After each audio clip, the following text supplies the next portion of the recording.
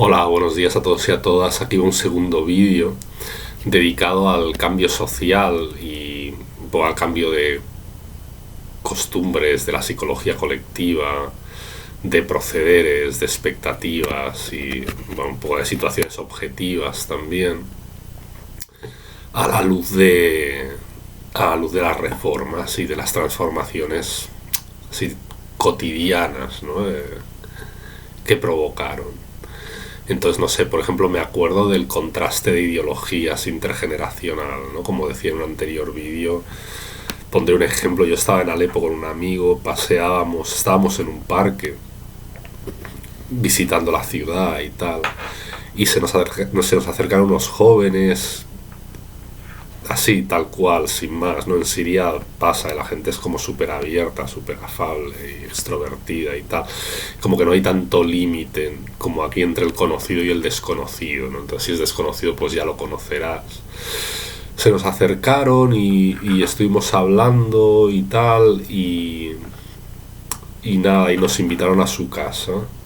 O sea, uno de ellos nos invitó, no sabíamos dónde dormir y habíamos tenido una experiencia así como algo escabrosa con un mal hotel la noche anterior, y fuimos a su casa y fuimos testigos, ¿no? Y protagonistas también de una discusión con el padre de él. El padre era como un ultraliberal que decía que su dios era la libertad, como en el poema de Espronceda, ¿no? Y el hijo pues era un islamista, sí. El padre se reía de él porque estaba todo el día leyendo el Corán y que no hacía nada más, y que él lo había metido a estudiar un máster en negocios o en economía de empresa o administración y dirección de empresas, algo así.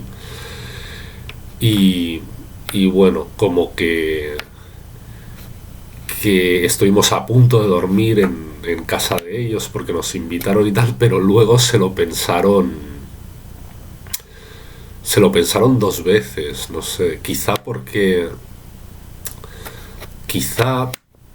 bueno, porque había mujeres en la casa, y en eso, aunque la casa en Siria es un espacio que no es tan privado, es muy abierto a los convecinos y tal, pero al ser desconocidos y al haber mujeres y eso, bueno, total que al final nos dijeron que no, que por nuestra comodidad que durmiéramos en otro sitio y tal.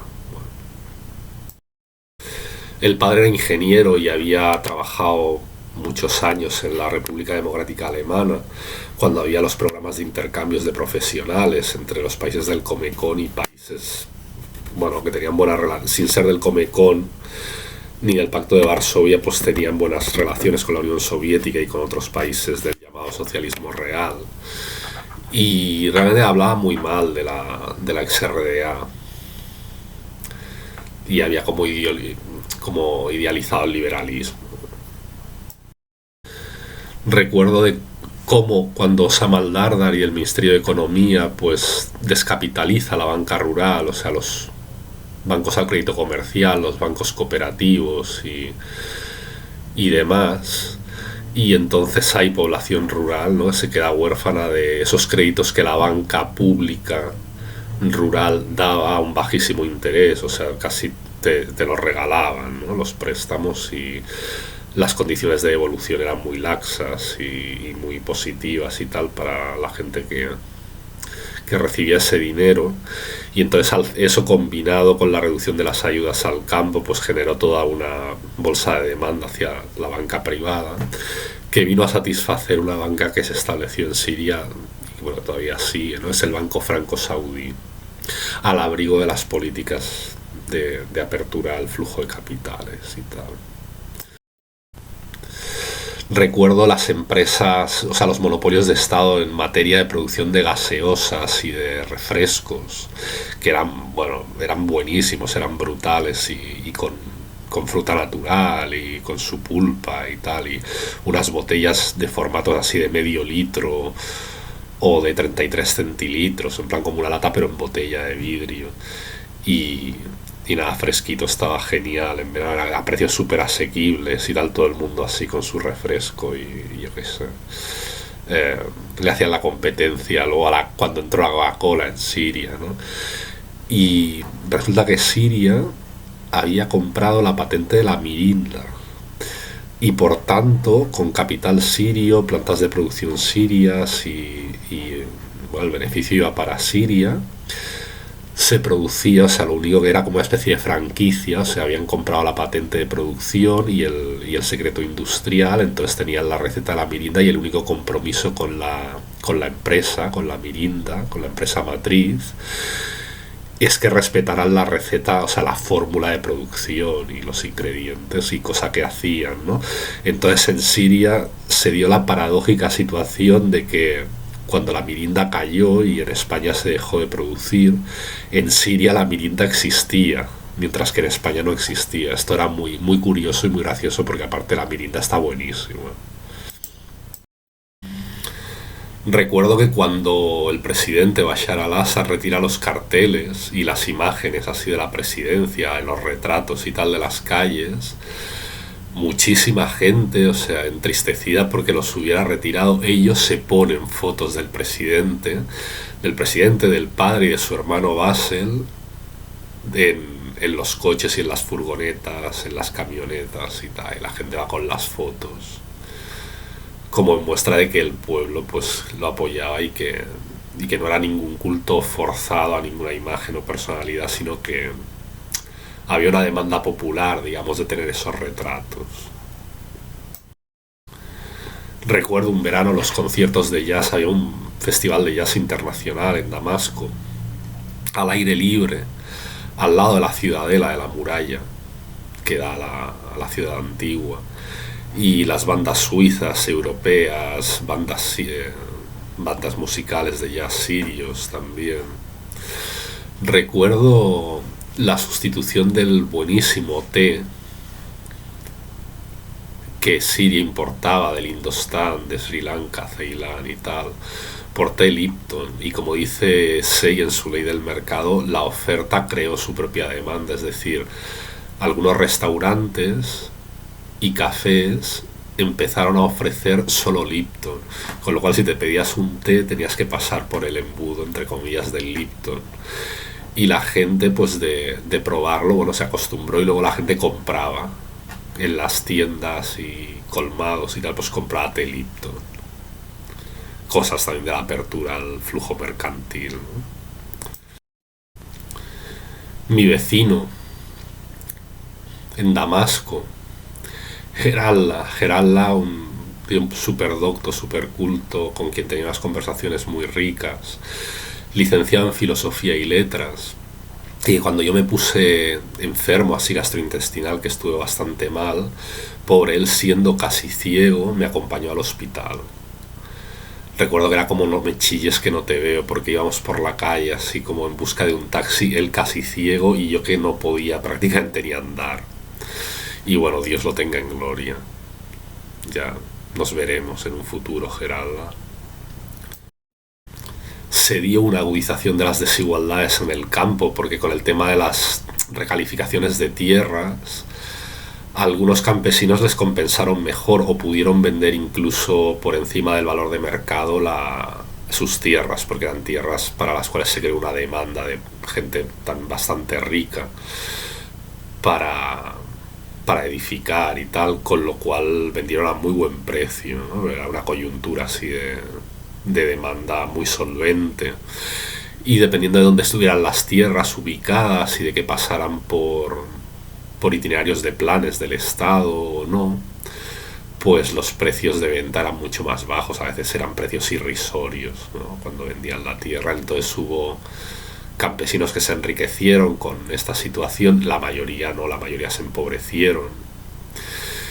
Y, y claro, también, ¿no? Debido a la política de herencia se dio lugar a discusiones entre familiares, porque había quienes querían vender, había quienes no querían vender, se metieron otros actores como abogados locales, como arquitectos y demás, así de por medio, aconsejando vender o aconsejando no vender, según también a ellos les conviniera.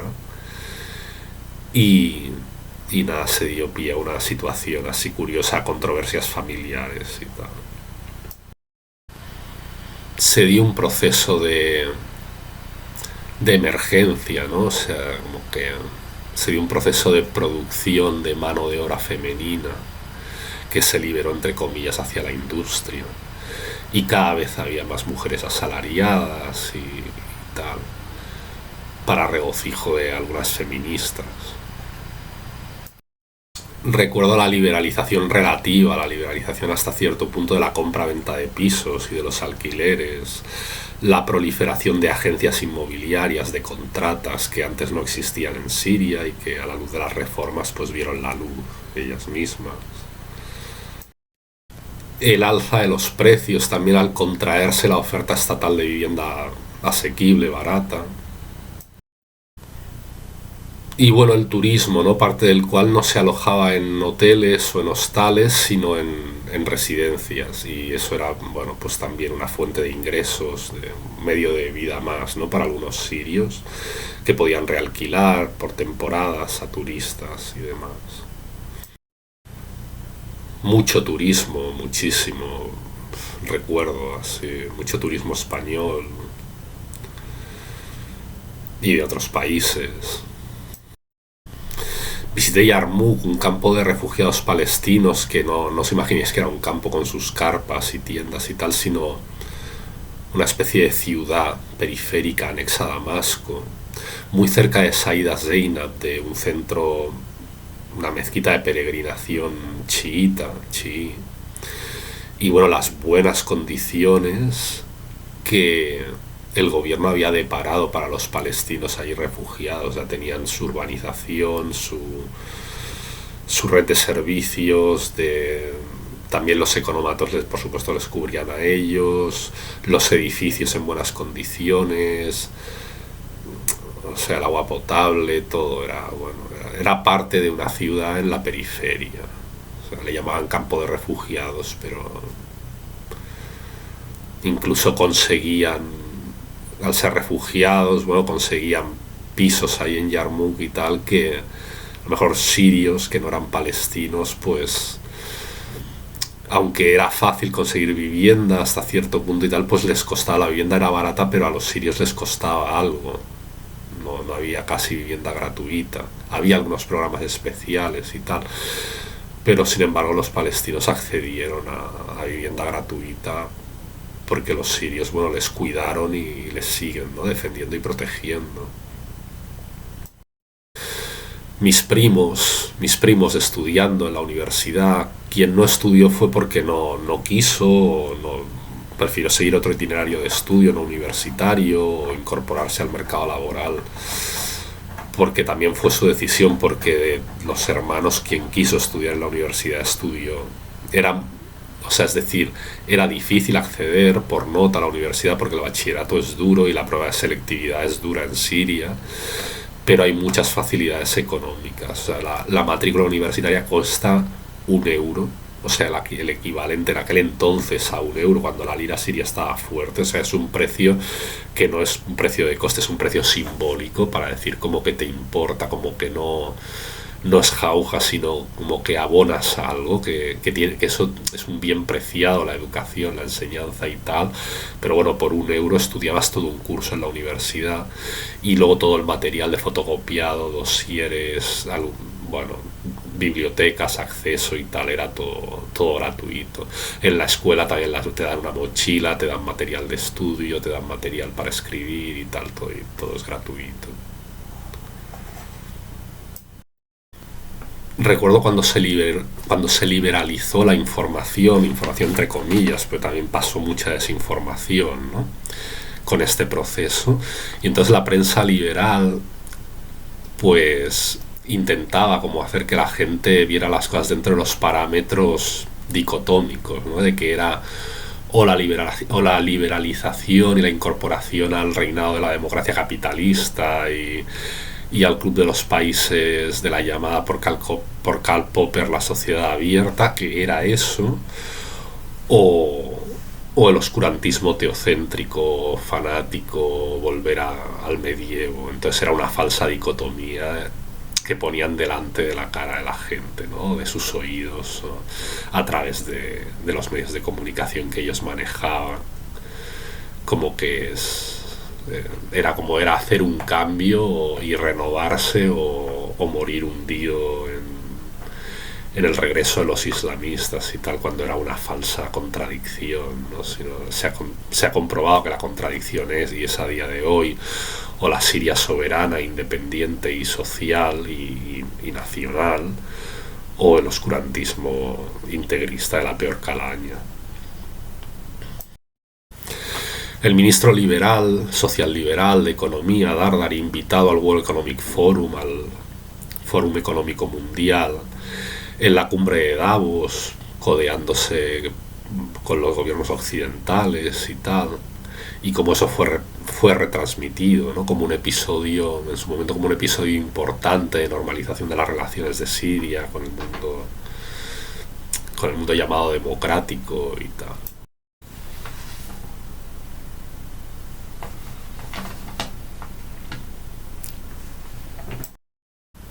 Dardari, este ministro, protagonizó la suspensión, o sea, es decir, la retirada de la contratación pública de una variante del trabajo que se llamaba trabajo de utilidad social. ¿Qué era trabajo de utilidad social? Trabajo que no tenía, o sea, en la línea del keynesianismo, no tenía una razón de ser en términos de necesidad económica o funcional para cubrir tal puesto, pero que permitía paliar el desempleo y dar empleo a toda una bolsa de población siria, digamos, que tenía dificultades para el empleo, ¿no? Entonces significaba en la práctica que el trabajo a veces que podía hacer una persona, pues lo hacían tres, ¿no? Es si en lugar de haber un guardia de tráfico controlando una rotonda y el tránsito en la calle, a lo mejor había dos o había tres guardias.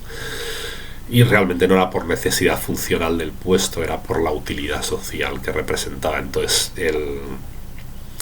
el ministro de Economía le metió palo a ese criterio de empleo. Hubo un momento en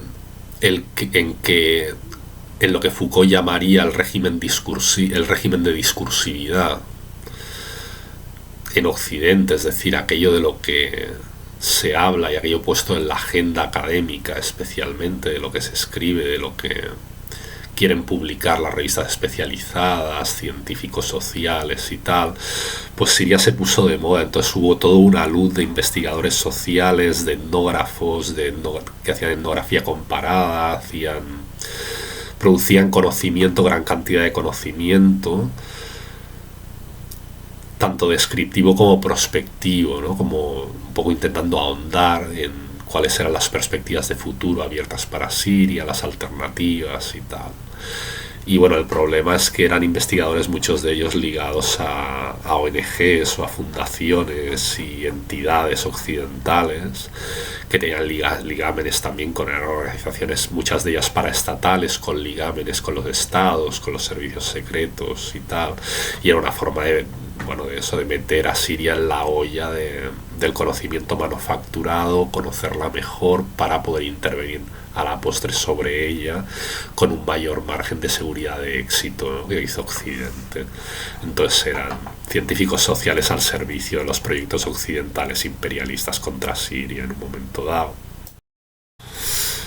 El caso de una ONG, Fundació Catalana per la Pau, que fue a Siria para hacer un trabajo, ayudar en unos trabajos de irrigación hacia pueblos como el Sermán y otros pueblos donde hay unas casas que se llaman casas granero, que son unas casas así como con una especie de azoteas muy amplias, ¿no?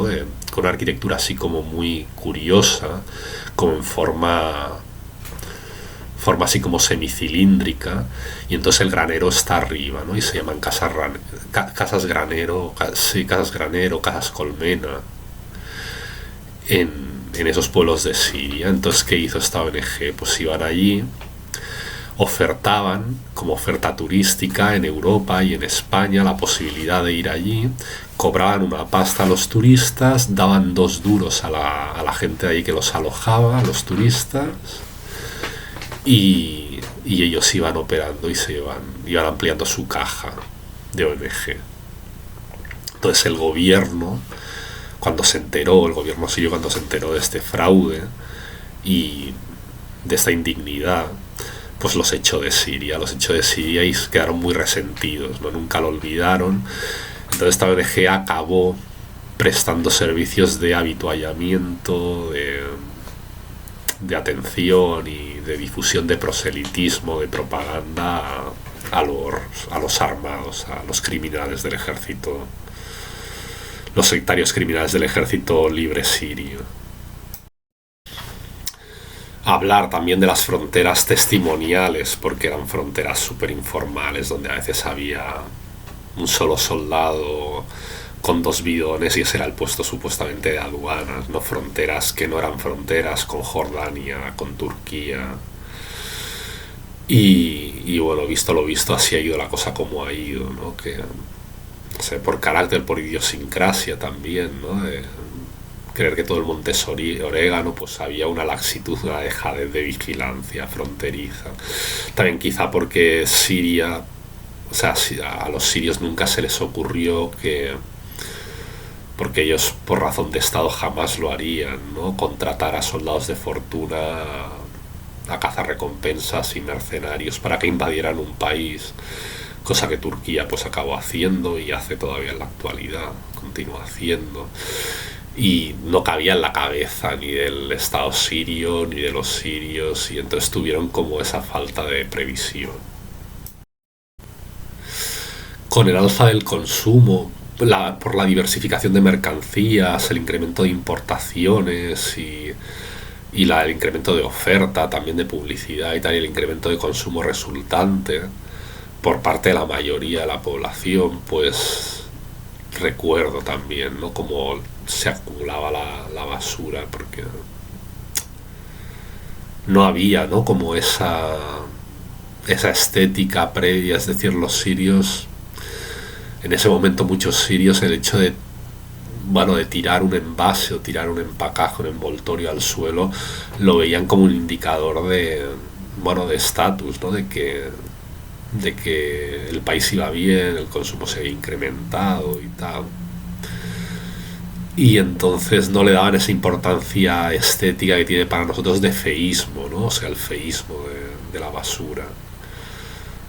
Pues en un momento dado no se la daban, sino que de alguna manera como que casi que prestigiaba al paisaje el hecho de que se acumularan los empacajes con las marcas comerciales occidentales y demás.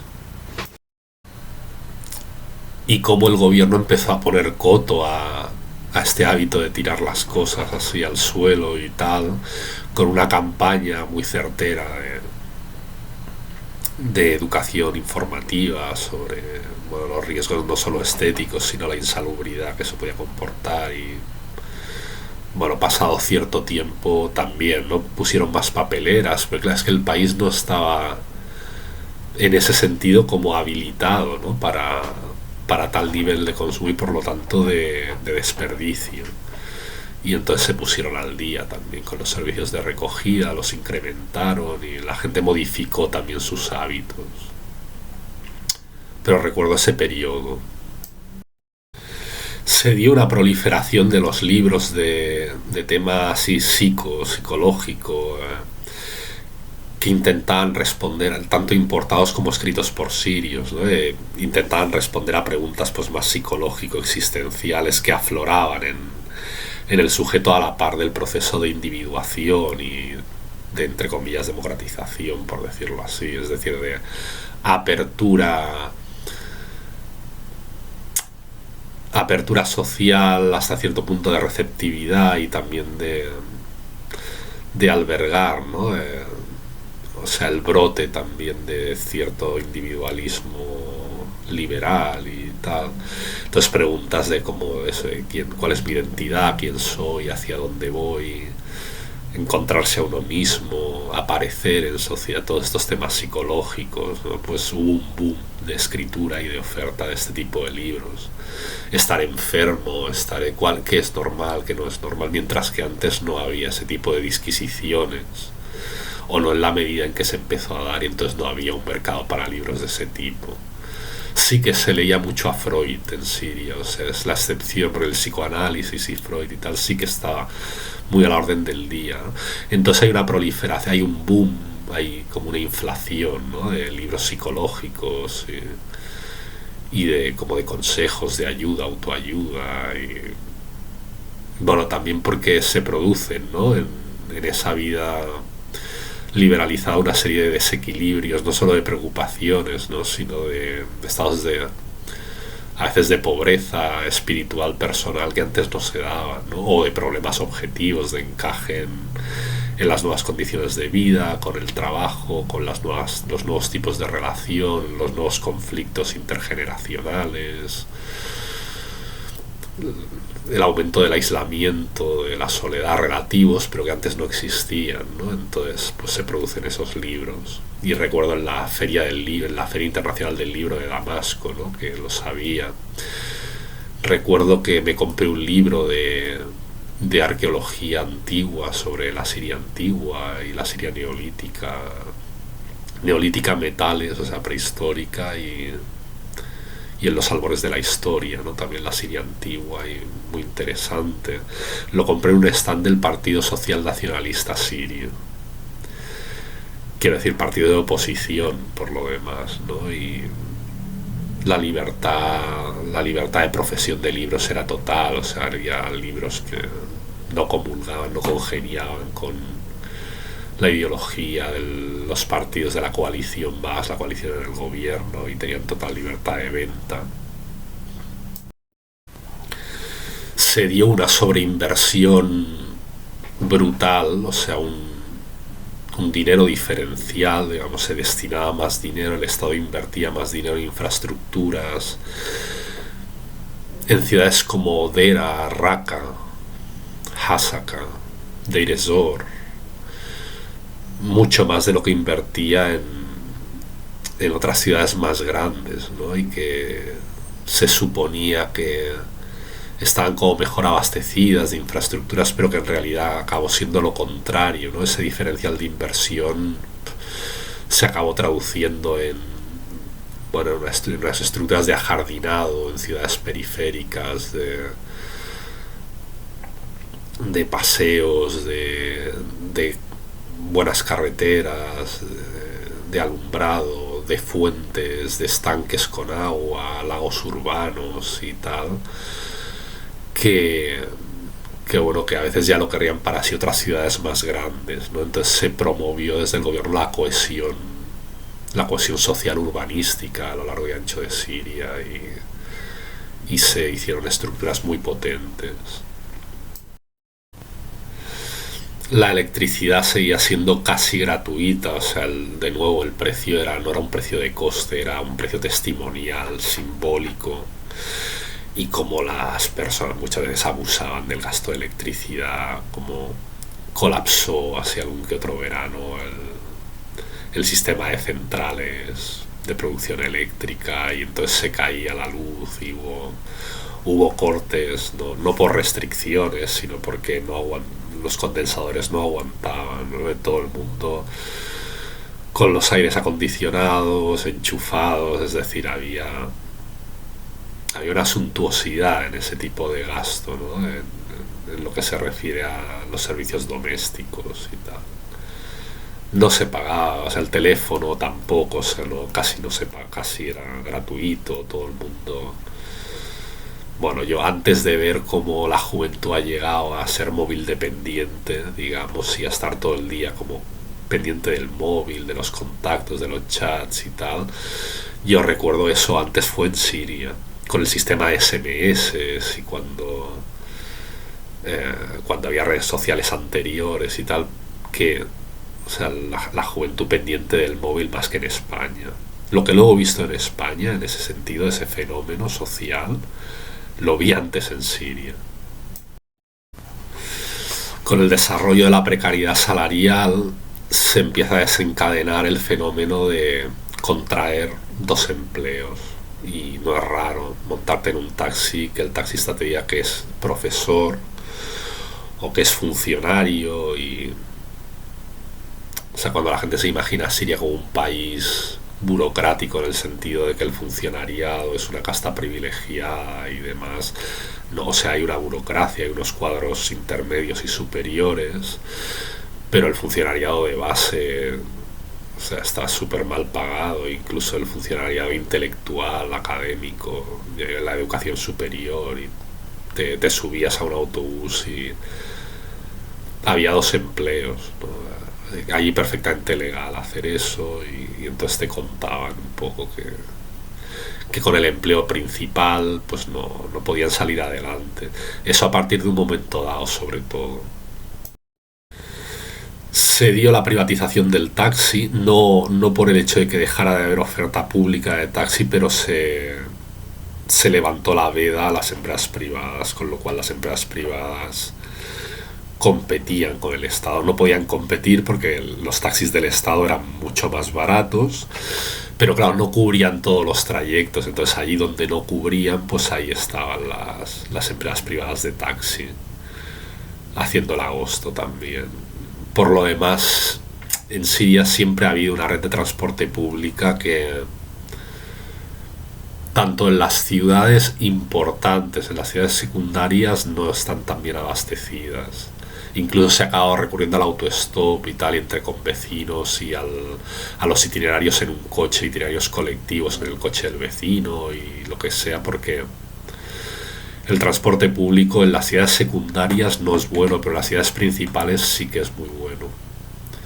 Con un sistema de autobuses también así interprovinciales, los autocares son súper cómodos, son autocares muy espaciosos, muy baratos, y la gente en itinerarios intermunicipales por el interior del país, pues es muy fácil, muy cómodo y barato viajar. Y luego lo que no cubren los autobuses lo cubre un sistema llamado de micros. Son microbuses, también de línea pública, que como si fueran autobuses, pero más pequeños, pues hacen sus itinerarios también urbanos, interurbanos también. Yo recuerdo recorrí toda la cadena montañosa al Jebel al-Ansari, a las montañas de los alawíes. Me fui a recorrer toda esa zona, fui hasta Dreykish, donde están las fuentes de agua, que hay donde la empresa estatal pública Dreykish pues embotella el agua potable, que es agua súper buena, ¿no? Manantial, mineral de un manantial, del manantial de Dreykish. Y lo visité y me tiré un día entero así de pueblo en pueblo, y todo gracias al sistema de transporte de microbuses, una especie de furgonetas grandes.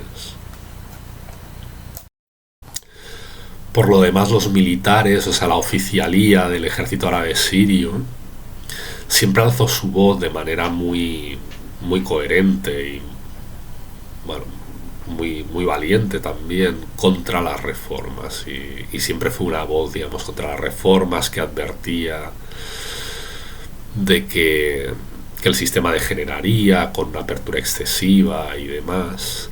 Y esas voces llegaban en parte o sea, de sectores populares y de parte de la burguesía, nacional también, y también de los militares, defendiendo siempre los intereses populares, porque es un ejército que es el ejército de los sirios, o sea, es el ejército del pueblo, el ejército árabe sirio.